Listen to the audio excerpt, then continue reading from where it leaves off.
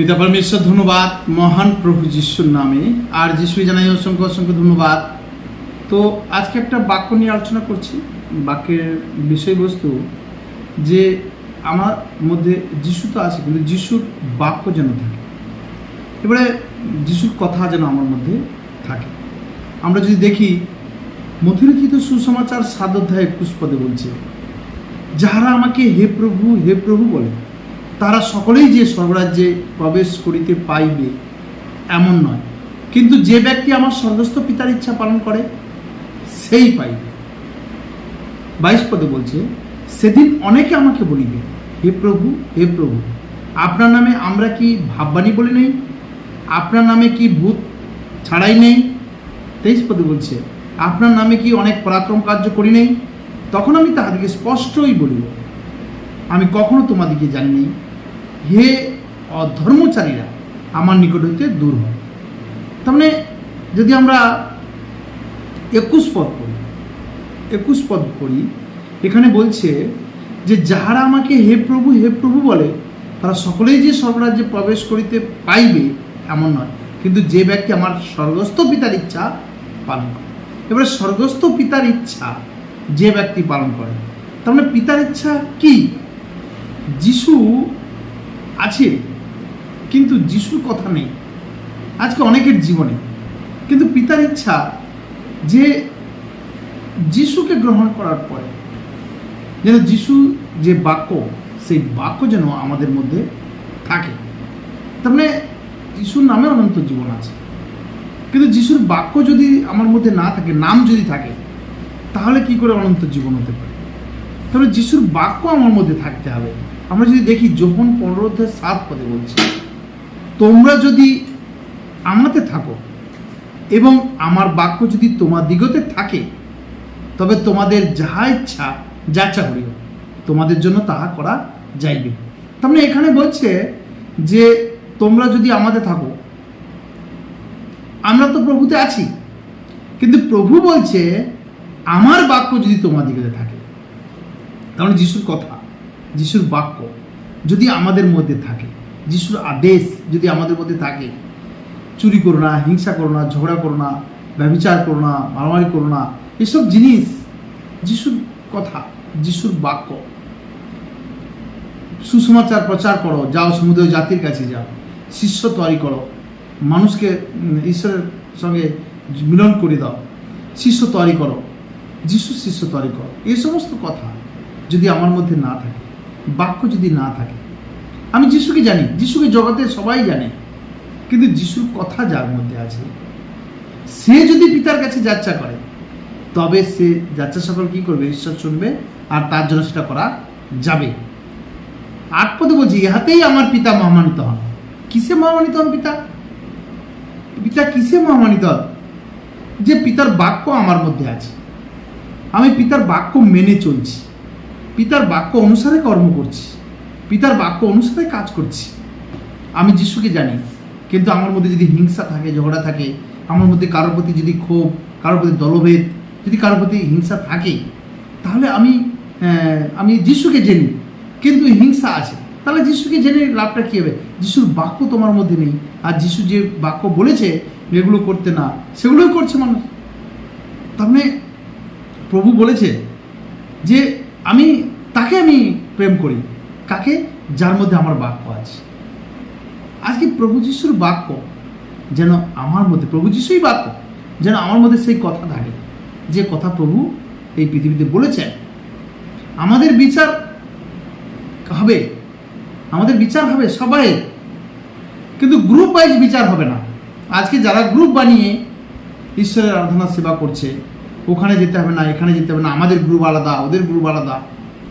ঈশ্বর কোনো দিন কোথাও বলেনি যে গ্রুপ ওয়াইজ বিচার হবে, কিন্তু প্রত্যেক ব্যক্তির বিচার হবে, প্রভু এটা বলেছে। সে যে কোনো গ্রুপের হোক না কেন, যদি এটাও কোনো মানুষের মধ্যে ধারণা থাকে যে আমার গ্রুপকে তুলবে, আমার গ্রুপে যতজন আছে সবাই স্বর্গে যাবে, ঈশ্বরের ইচ্ছা সবাই যাক, আমারও ইচ্ছা সবাই যাক, কিন্তু এখানে গ্রুপ তুলবে না। প্রত্যেক ইন্ডিভিজুয়াল বিচারের সামনে দাঁড়াতে হবে, প্রভু যিশুর লাইনে প্রত্যেকে দাঁড়াতে হবে, প্রত্যেক ব্যক্তিকে দাঁড়াতে হবে, আর প্রত্যেক ব্যক্তিকে তার কৈফিয়ত দিতে হবে।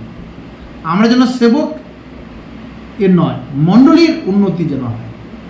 আজ যেখানে গ্রুপ তৈরি হচ্ছে সেখানে পাস্টারকে প্রাধান্য দেওয়া হয়, আগু ভাইকে দিদি ভাইকে প্রাধান্য দেওয়া হয়।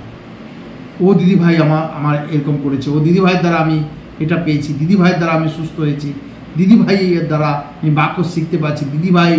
এখানে পাস্টারকে, সেবককে উন্নতি করা হচ্ছে।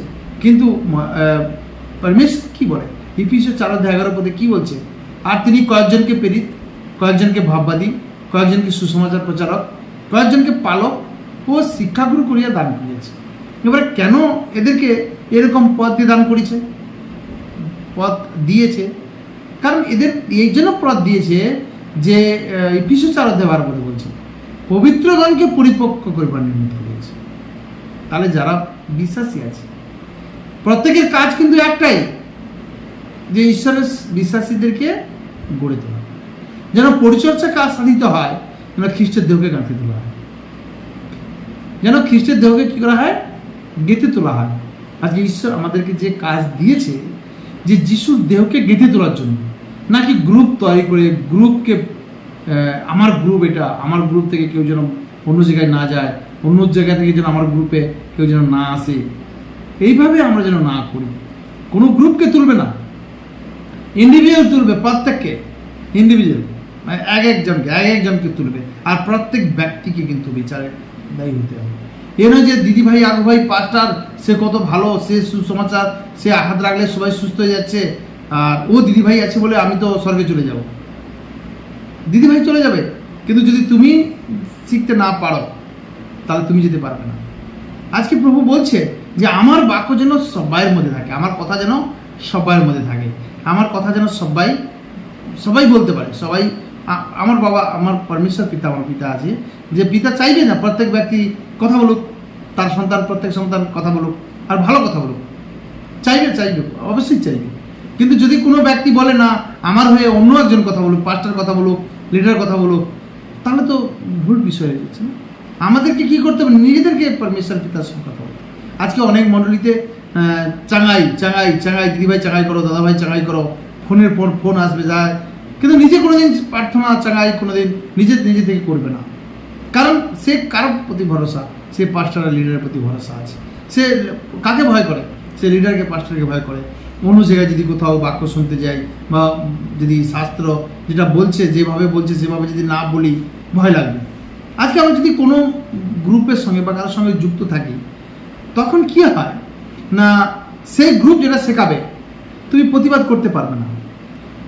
দাদা ভাই বলছে, আমি কিছু যদি বলি আবার এক্ষুনি রাগ করবে, সেই হিসাবে কি থাকে, মুখ বন্ধ থাকতে হয়। আর হয়তো মনে আসছে যে যেটা শেখাচ্ছে সেটা ভুল, কিন্তু বলতে পারছে না। এবারে ওই কারণে যদি নরকে যেতে হয়, না সাহস নেই বলার মতো, না বলে তুমি কি করছো, লোকাচ্ছ নিজেকে, তার ওই কারণে যদি নরকে যেতে হয়, তখন দায়ী কিন্তু নিজে হবে। এই জন্য কোনো গ্রুপ যাবে না। এখানে বলছে যে গ্রুপ তৈরি হয়েছে এই জন্য, যাতে পবিত্রগণকে পরিপক্ক করবার নিমিত্ত হয়েছেন, যেন পরিচর্যা কাজে সাধিত হয়, খ্রিস্টের দেহকে গাঁথিয়ে তোলা হয়। তাহলে আজ অনেক পাস্টার আছে শুধু বলছে জল নিয়ে যাও, তেল নিয়ে যাও, আমি প্রার্থনা করে দিচ্ছি তোমরা সুস্থ। কেন আমরা প্রার্থনা করলে ঈশ্বর শুনবে না? আমাদের প্রার্থনা প্রভু শুনবে না? আমাদের পিতা, আমার বাবা, আমার ছেলে, তার ছেলের কথা শুনবে না? 100% শুনবে। কেন শুনবে না? কিন্তু নতুন বিশ্বাসী হয় ঠিক আছে, কিন্তু আমরা প্রত্যেক দিন 10 বছর 8 বছর হয়ে গেছে, এখনো সেই চাঙাইয়ের উপরে ভরসা করছি। পরমেশ্বর আমাদেরকে কি সুস্থ রাখেনি? এফিসীয় 3 বলছে স্বর্গস্থানে খ্রিস্টের সমস্ত আশীর্বাদ তোমাদেরকে করে দেওয়া হয়েছে। আর তারপরে আমরা এখনো পর্যন্ত সেই গ্রুপের উপরে ভরসা করছি, আমাদের গ্রুপ করছি। এই জন্য বলছে না, যদি আমার বাক্য যদি না থাকে, তুমি গ্রুপে থাকো চাই যেখানে থাকো, যিশুর কথা যদি না থাকে। আজ অনেক ব্যক্তি, এই পৃথিবীতে অনেক ব্যক্তি যিশুকে জানে, কিন্তু যিশুর কথা কতজনের মধ্যে আছে? যিশুর সংহিতা 11 তোমার বচন আমি হৃদয়ের মধ্যে সঞ্চয় করেছি, যেন তোমার বিরুদ্ধে পাপ না করে। যদি বাক্য থাকে, যদি কথা থাকে, ঈশ্বরের কথা থাকে, তাহলে সে পাপ করবে না। আজকে অনেক ব্যক্তি টাকা পয়সার লোভে ঈশ্বরকে ভুলে যাচ্ছে। টাকা পয়সা যখন বান্ডেল এসে যায় না, গাড়ি এসে যায়, ঈশ্বরদের জিহুদা কী করেছিল? টাকা পয়সা নিয়েই তো ঈশ্বরকে বিক্রি করে দিয়েছিল। সে ভুলে গিয়েছে, তো ঈশ্বরকে ভুলে গিয়েছে, সেই পরিত্রাণকে ভুলে গিয়েছে, সেই প্রভু যিশু যে উদ্ধার করেছে, উদ্ধারকে ভুলে গিয়েছে। আর অনেক মানুষ দান দশমাংশ নিয়ে কী করছে, ঈশ্বরকে ভুলে যাচ্ছে। যখন বান্ডিল আছে না, লোভ সামলাতে পারে না মানুষ, এই লোভ বড় জিনিস আছে। এই জন্য আমরা যেন প্রত্যেকে কী করি, ঈশ্বরের কথাকে হৃদয়ের মধ্যে সঞ্চয় করে রাখি, আর যেন আমরা ঈশ্বরের বিরুদ্ধে কোনো পাপ না করি। চলো, বুঝতে পারছি আমরা। পিতার ধন্যবাদ মহান প্রভু যিশুর নামে, আর যিশুকে জানাই অসংখ্য অসংখ্য ধন্যবাদ।